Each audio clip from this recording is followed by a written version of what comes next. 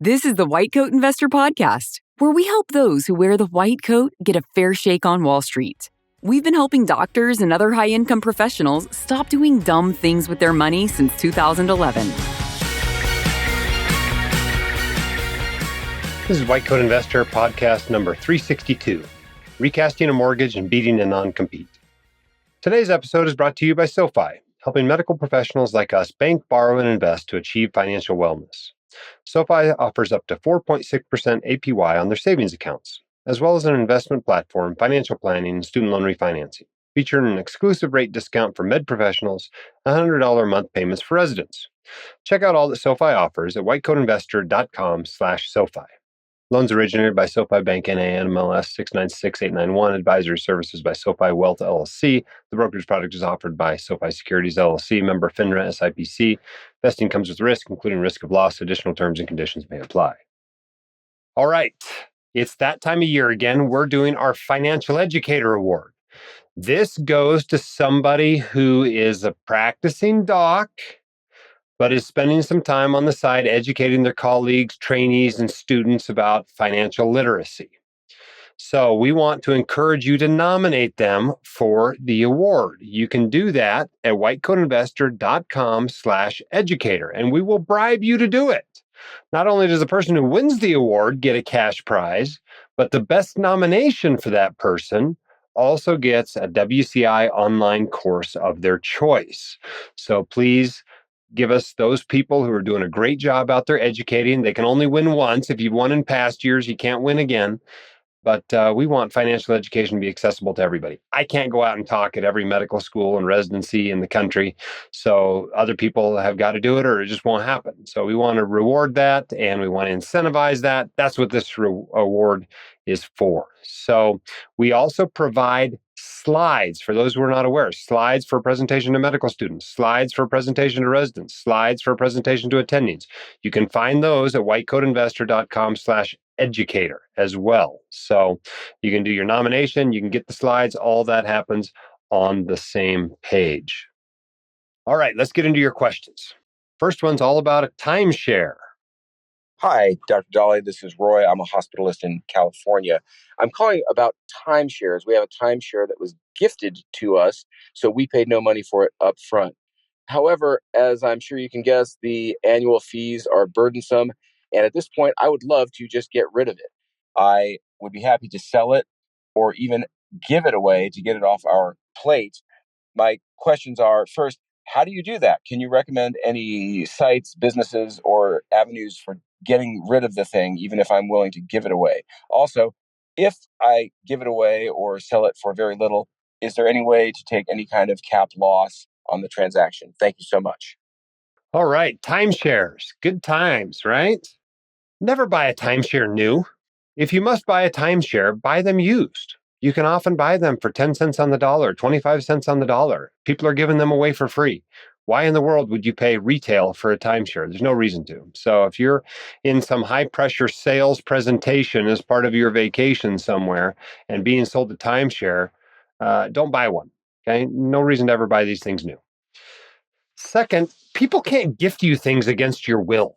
Okay, you can decline the gift, even if it's left to you as an inheritance. You can just disclaim it. So you don't have to take something that somebody wants to give to you or is left to you in their will or their trust or whatever. Right now, if you're the executor, this becomes your problem if nobody wants this stupid thing.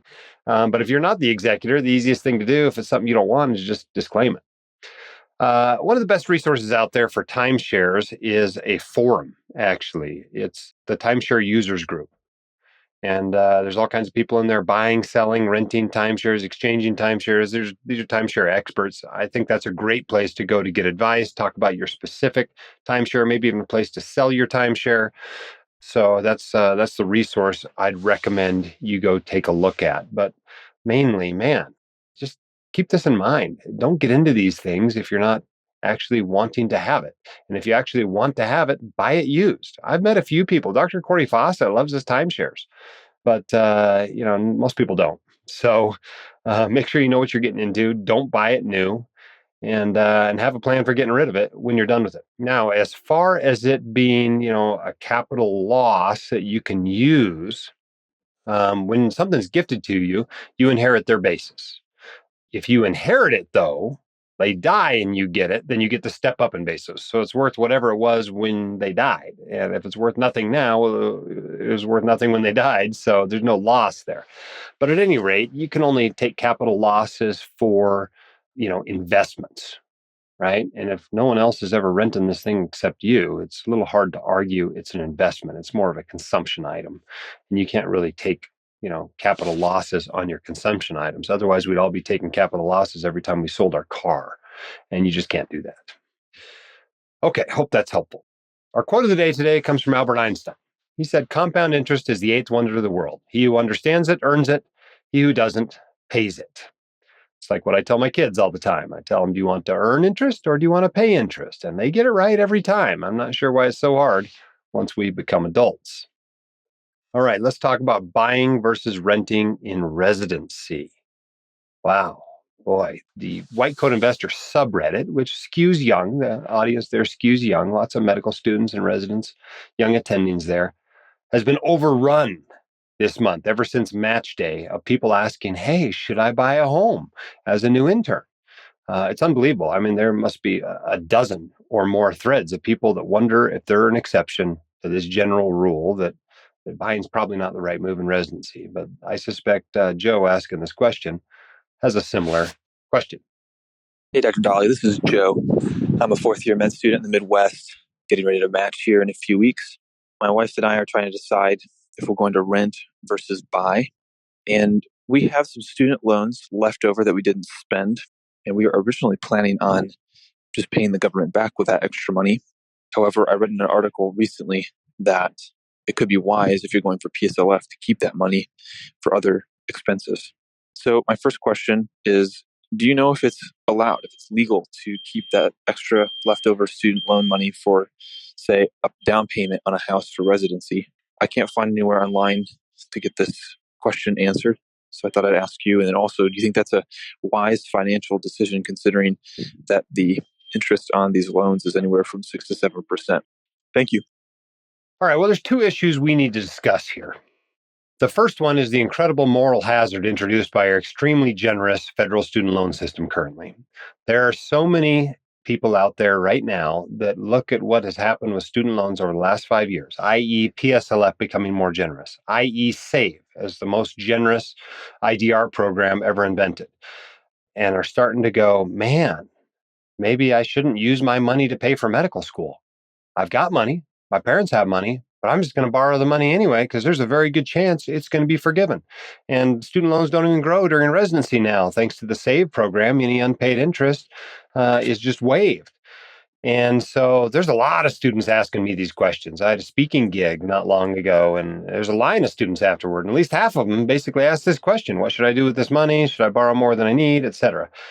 Wow, those are the unforeseen consequences of our current federal student loan policy. A little bit of a moral hazard there. Remember, moral hazard's an economic term, right? Where people make different decisions based on policy. It's not a moral or religious term. So don't send me hate mail saying I'm saying medical students are immoral.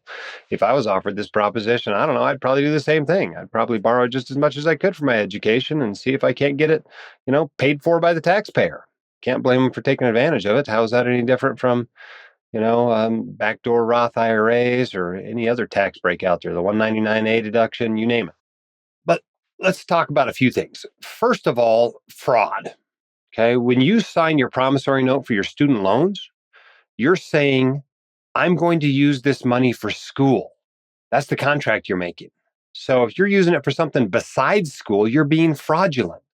If you're taking it out to invest, you're being fraudulent. If you're taking it out to use for a house down payment, you're being fraudulent. So I'm not going to recommend you do that. But, if you want to take it out and use it for school and use your money for something else, I guess you have every right to do that. The second issue is the rent versus buy question. And I've talked about this for years. I've been trying to talk medical students who are graduating from medical school out of buying houses now for at least 15 years. I'm not very successful at it. It doesn't work very often. It doesn't matter what I say, they still buy houses. The good news is sometimes that works out fine. I figure on average about a third of the time it works out fine in a 3-year residency, and about half the time in a 5-year residency. Lately, it's worked out for everybody, right? If you were in a house for a year and sold it, you came out ahead because appreciation has just been so high. But on average, historically, that doesn't happen. You need to be in the house long enough for it to appreciate enough to overcome your transaction costs. It just costs money to get into a house. It costs money to get out of a house. I think on average, I estimated at about 15% of the value of the house round trip. That's just what it costs. So if the house doesn't appreciate about 15% or more while you're in it, you're not going to come out ahead financially. Okay? It's a lot more complex than my mortgage payment is less than my rent payment. That's just ignorant. That's just not understanding that there are a lot more expenses to being a homeowner than there are to being a renter, right? Your rent is the maximum you're ever going to pay for your housing. Your mortgage payment is the minimum you're ever going to pay for your housing. There are just so many other expenses. There's taxes, there's insurance, there's maintenance. You got to go get a lawnmower, you got to buy a snow shovel. Things break. And of course, most people who buy a house, they don't want to have it exactly the same as when they bought it. So they do some sort of renovation and that costs money. Well, you don't do that when you're renting a house. Other people are like, I'm sick of being in an apartment. Guess what? You can rent a house. It's okay. You can rent a house. It's got a yard. It's got a driveway. It's got a garage. You can put your dog in the back. It doesn't have to be an apartment just because you're renting. And then there's a lot of people that say, oh, you're throwing money away when you're renting. Well, no, you're not. You're exchanging money for housing. Are you throwing money away when you buy groceries? That's just turning food into excrement, right? You're throwing it away. No. You're exchanging it for food, for necessary sustenance, just like you're putting a roof over your head when you pay rent. Besides, if paying rent is throwing away money, so is paying property taxes and realtor fees and insurance on your house and all those other expenses associated with homeownership. So if you're going to be in the house for 5 years for residency and you know you're not going to leave that city afterward and you know you're going to be happy staying in the house for 2 or 3 more years afterward, then yeah, it probably makes sense to buy. But for most residents, you're not going to be there longer than 3 to 5 years. And even if you are there longer than 3 to 5 years, you don't want to be in that house. And it's probably not going to make a great investment if you're buying it to live in it. So it doesn't really make sense to be buying it. The default option ought to be rent. Now, I know I'm not going to talk you out of renting it. And that's fine. Maybe you'll still make money. I think it's less than a 50% chance, but you could make money. People certainly have made money in the past buying during residency. But even if you don't make money, even if the worst happens, the house drops like crazy, like the house I bought in 2006, you can't sell it at all 4 years later. You got to put a renter in there. You're renting it for cash flow negative situation. It's not the end of the world. You know why? Because you get saved. You get saved by this bump in your attending income. At the end of residency, your income goes up 3 to 5x. And you know what? There's enough income there that you can make up for this mistake. So it's not the end of the world, but I still wouldn't recommend it. If I was starting residency today, I wouldn't buy a house. I would go rent something. Okay, I hope that's helpful. Lots to talk about with that one. Here's another one about mortgages. Hi, Dr. Dahle. I have a question on paying off a mortgage early. If the interest rate on the mortgage is 6% and you pay off the house early, you're basically getting 6% return on paying off the house early, which functions as a negative bond. Now, once the house is completely paid off, there is equity in the house that is not working. It's not invested, but that equity will be paying you dividend, which is rent that you would have paid elsewhere if you didn't own the house. So if I understand this correctly, paying off the mortgage early gets you 2 returns. The first return is the 6% by paying off the mortgage early, and the second return is that dividend you're receiving from the equity. Did I understand this correctly? Am I missing something? Or is it just one return, which is by paying off the 6% mortgage early? I appreciate your thoughts on this. Thank you. All right, a few subjects in there to talk about. Mostly you have it right. Let's just clarify things a little bit. First of all, debt is like a negative bond. Paying off debt is like investing in a bond. If the bond pays you 5%, that's like paying off a 5% debt. That's the nice thing about paying down debt is it provides a guaranteed return. And if it's high interest rate debt, then you get a very high guaranteed return. If you got a credit card at 29%, you're literally getting a 29% investment return by paying that down. Whether you pay it off or not, that's what you're getting. Okay. So yeah, I'm a big fan, especially for high interest debt, of paying it off. I think it's a great thing to do. I think it develops lots of good financial muscles. It will help you to be successful saving later. And I think it's generally a good thing. I also wouldn't want to be making mortgage payments on a house for 30 years. So if you don't put anything extra toward a 30-year mortgage, you're going to have it for 30 years. So if you want to be debt free before then, you're going to have to pay something extra. However, I think you're a little confused because you're conflating a house with the mortgage. Once you buy the house, these are totally separate things, right? Whether the house appreciates or not has nothing to do with the mortgage. The return you get by paying down that mortgage has nothing to do with the house. So you can pay down the mortgage, that's 6%, 6% mortgage, you get 6% guaranteed return. So that's cool. The saved rent dividends come from buying the house, though. They don't come from paying off the mortgage. You're saving the rent, whether you have a huge mortgage, whether you have a tiny mortgage, whether you have no mortgage at all. So that has nothing to do with the mortgage. That's because you bought a house. Now, a house is mostly a consumption item, right? You pay it, it doesn't pay you, but it's probably the best consumption item out there. It generally appreciates over time, at least the land on which it sits, and it pays you those dividends, in quotes, of saved rent. So I'm a big fan of owning houses. People think I say you shouldn't own a house. Well, I don't think you should buy it for your 3-year residency, but I'm a big fan of buying one, own my house. I think it's generally been a good thing in my financial life. Certainly going forward, I expect it to be better and better and better and better. The wonderful thing about paying off your mortgage is it improves your cash flow, right? If you're paying $3,000 a month for a mortgage, you pay off the mortgage, all of a sudden you got a $3,000 raise to do whatever you want. You can spend it, save it, give it, whatever you want. So I think that's a really cool thing about paying off your mortgage or really any debt. But you need to separate these two things in your mind. And I think that's why you're confused, is because you're trying to put them into the same bucket. All right. Thanks, by the way, for those of you out there, whatever you're doing. Our survey tells us that you guys are driving to work, driving home, working out, walking the dog, or just doing chores around the house. So whatever you're doing right now, thanks for doing it. It's not what you do for a living. I'm sure nobody's listening to this while they're seeing patients or seeing clients or whatever. But thanks for what you're doing. It's not an easy job. That's why you get paid well. And here at the White Coat Investor, we want to help you convert that high income into a high level of wealth so that you can have the freedom that you deserve. We believe quite sincerely that a doctor who has their financial ducks in a row is a better doctor. We think they're a better parent, a better partner, a better physician, because they're not worried about money. They're making their decisions without regard to the financial consequences of them, because finances have ceased to matter to them in their lives. And I think that's a beautiful thing. So thanks for what you're doing. It's important work, and it's often unthanked work. All right, let's talk about recasting a mortgage. First, the question. Good morning. I was wondering if you could speak to recasting a mortgage. My brother's done this a few times, and it seems like a legitimate option where you could put a lump sum and then decrease your monthly payments on your mortgage without having to go through the whole refinancing process. I've never heard of this prior to him, and I looked into it, and it seems legit, but it almost seems like I might be missing something. So I'd appreciate you speaking on this. Okay, recasting a mortgage is legit. It's not some sort of a scam or anything. It's an option that you can do. When would you recast a mortgage? Well, you would recast a mortgage when you had a lump sum of money you wanted to put toward the mortgage, but not necessarily shorten the term of the mortgage. You don't want to lengthen it either, but you don't want to shorten how long you're paying on it. You just want to have lower mortgage payments.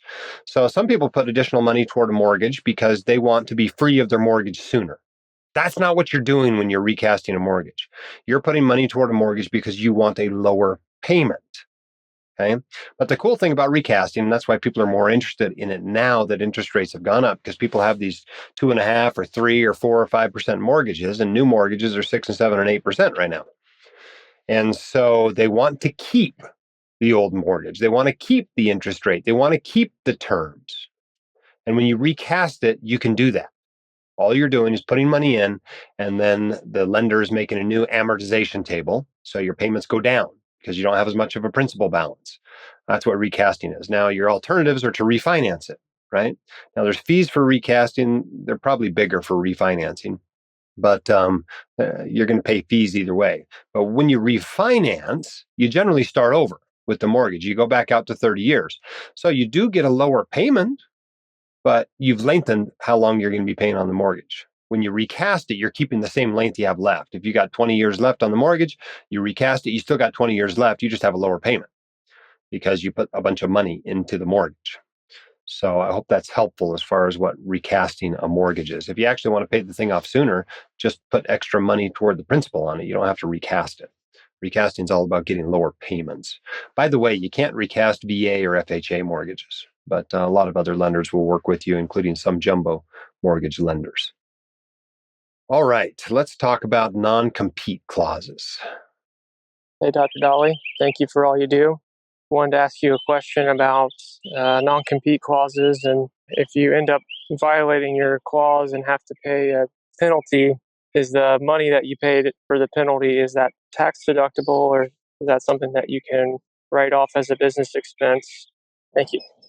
All right, same caller has another question. Let's listen to this one before we start talking. Hey, Dr. Dahle, I have another question on non-compete clauses for you.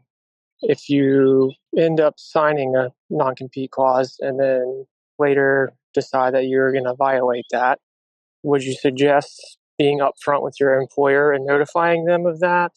Or is that viewed as their duty to find out that you have violated that? Or I guess, how would you go about addressing that situation if you found yourself violating the non-compete? Okay, let's talk in general about non-competes, and then we'll get to these two specific questions. A non-compete agreement, also known as a restrictive covenant, is something that keeps you from working near your old employment for a certain period of time. And the reason for these is to protect the employer's investment in you. Okay? Imagine you've got a practice in a small town and it's getting really busy and you could use some help. So you pay for a new doc to come out and join the practice. You pay that doc's moving expenses. You pay that doc a signing bonus. You bring that doc out and you teach them how to run an efficient practice. You introduce them to the community and all your patients. And then 2 months later, the doc leaves your employment, quits the job, goes across the street, opens her own practice. How would you feel? Well, not so great, right? And so a non-compete is designed to try to protect you from that sort of a situation. And so you put a radius around the practice. You say, well, you can't start a practice within 5 miles of this practice, and you can't do that for a year. That's a relatively reasonable non-compete. Few would argue that's not reasonable. Now, if you tried to make the non-compete 100 miles and 5 years, that's not a very reasonable non-compete. You might have some trouble enforcing that. And so the important thing about a non-compete, if you want to actually be able to enforce it as an employer, is that it be reasonable and allowed in your state, right? Because there's a few states that don't allow non-competes, right? California, Colorado, Oklahoma, North Dakota, and Minnesota. They're fully banned in those states. You can't have a non-compete agreement. There are no restrictive covenants in those states. The second point about a non-compete from the employee perspective, docs hate these. I've done surveys. 90% plus docs think non-competes should just be totally outlawed, that they're terrible, et cetera, et cetera. Well, I don't necessarily completely agree, right? Because of that situation, like I mentioned earlier. That's really not fair to an employer. But having a non-compete for a lot of specialties is kind of silly, right? Think emergency medicine, anesthesiology, radiology, right? These sort of hospital-based specialties, pediatric ICU, those sorts of things. To say you got to go somewhere else because you're going to hurt our business. No, you're not going to hurt their business. Nobody comes to my emergency department to see me, right? They're coming there because they're having an emergency. And they're picking the emergency department not based on who the docs are, right? So when I came to my group, they had a non-compete. And I'm like, well, this is silly. Is your goal that I can't stay in town if you fire me or if I decide to quit? They said, no, that's not our goal. We just don't want you to steal the contract. So we rewrote the non-compete. It just said I couldn't steal the contract. And I think that's really all you ought to be signing as any sort of a hospital-based employee. It's just silly for a hospitalist to be signing a non-compete agreement. That just hurts the doc and doesn't help the employer. So if there's no benefit to the employer, that seems kind of silly to me. Now, if you're worried about your investment or something, your expenses that you paid for them to come out or anything like that, well, you can just require them to pay that back if they don't stay a certain length of time. You can put that as a separate clause in the contract rather than have a restrictive covenant to try to deal with that. All right, so those are my general thoughts on non-competes. By the way, the FTC is trying to pass a rule that bans non-competes. The final ruling on that's expected here any time. Those in the know are saying it should come out like April, this month. So it's a problem, though, because it's really broad. And so those in the know also think this is headed to litigation, which means it's probably not really going to be final for another year or two. So if you're counting on this FTC ruling to go through in its current form, or you're counting on it to happen relatively quickly, I think you're naive and short-sighted. It's going to take a while. I think it's going to pass in some form, but it's probably not really going to be applicable to the lives of doctors for another year or two, would be my guess. All right, now your two questions. Oh, one more thing I ought to say. The time to deal with a non-compete is when you're signing the contract. Okay, don't come back later and go, oh, I want to violate this non-compete. Don't sign a non-compete that you have any sort of possibility that you're going to need to violate it. Okay? If you cannot get a job in your town, if you quit and it's going to force you to move to another city, don't sign that non-compete. Okay, if you're not okay commuting as far as you need to commute to get around that non-compete for a year, or however long the non-compete is, don't sign it. Negotiate it up front. Get your contract reviewed. We've got a recommended page for contract review firms. If you don't understand what the contract's saying, pay them to tell you what it's saying. And if it is not okay with you to have this non-compete, don't sign the contract. You're in the driver's seat most of the time as a fully trained doc. They need you more than you need them. So don't be signing non-competes that you're not willing to abide by. All right. Now, the first question, is it deductible if you end up having to pay the non-compete? Well, if you're going from one employee job to another employee job, probably not. Starting in 2018, the Tax Cuts and Jobs Act made it so unreimbursed employee expenses are no longer deductible. You used to deduct those on Schedule A, can't do it anymore. So if you're just going to be an employee and this is an unreimbursed employee expense, you can't deduct that. However, your new employer could pay it for you, and that would be a business deduction for them. They'd take it on Schedule C or whatever's applicable for their form of business. And if the new business is you being a sole proprietorship or an LLC or whatever, then it's a business expense for your new business. And you could take it on Schedule C as a business expense or whatever. So I wouldn't be afraid to take that. I think that's a legitimate business expense if you got to pay liquidated damages or some other sort of price to the new employer. That's not always what they require, though. It's not always you can pay your way out of this. Sometimes they get a court judgment that keeps you from practicing. No matter how much you pay, you might be willing to pay $10 million and they're not willing to take it because they're mad at you and they're going to enforce it. And dang it, you are not going to work within 5 miles of them for the next year. And they don't care that you bought a building and opened a practice and all that. The court's going to force you to close it. So this brings us to the second question. What should you do if you want to violate your non-compete? Well, there are legal things and there are ethical things. Legally, I don't think there's any obligation for you to tell them. I guess if they never find out, they're never going to, come after you for it. But the likelihood of that happening seems awfully low to me, right? It's just not that hard to figure out where you're practicing. Go Google your name and it'll pop right up. And they can figure out that you're not 10 miles away or whatever the non-compete said you had to be. And now this puts you into a situation of uncertainty. You don't know what's going to happen. You don't know if they're going to take you to court or just forget about it. You don't know what they're going to ask for when they get to court. You don't know if you're going to win or they're going to win. There's a lot of uncertainty.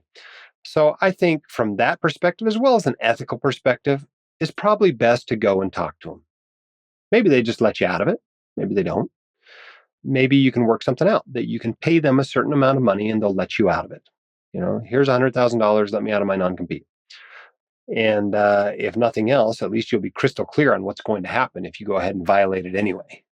And I think that's a good thing. Just to get rid of that uncertainty will probably reduce your legal fees But like I said, the time to deal with this is before you sign, not after you sign, not when it's time to get out of the non-compete. That's going to be messy. It's probably worthwhile talking to a healthcare contract attorney in your state as well before doing something like this, so you have a good idea of what's going to happen if you actually do have to go to court about your restrictive covenant. All right, hope that's helpful and answered your questions about non-competes. As I mentioned at the top of the podcast, SoFi is helping medical professionals like us bank, borrow, and invest to achieve financial wellness. Whether you're a resident or close to retirement, SoFi offers medical professionals exclusive rates and services to help you get your money right. Visit their dedicated page to see all that SoFi has to offer at whitecoatinvestor.com/SoFi. One more time, that's whitecoatinvestor.com/SoFi. Loans originated by SoFi Bank, NA, NMLS 696891. Advisory services by SoFi Wealth LLC. The brokerage product is offered by SoFi Securities LLC. Member FINRA, SIPC. Investing comes with risk, including risk of loss. Additional terms and conditions may apply. Don't forget about our Financial Educator Award. Okay, there's an award both for those who get selected to win the award, as well as the nominator of the award. You have until the 26th to submit that. That's at whitecoatinvestor.com/educator. That's also where you can find the slides we give away to help you give presentations to those you care about. Thanks for those leaving us a 5-star review and telling your friends about the podcast. A recent one came in from DICWM6. Said, "Thank you. I'm so grateful for all this podcast has taught me. I've been listening since I was in residency about 5 years ago, and the impact WCI and Dr. Dahle have made on my personal and financial life has been profound. Thank you for all you've done for my family and I." 5 stars. Thanks so much for that great review. And thank you for being a listener. Without you, we don't have a podcast.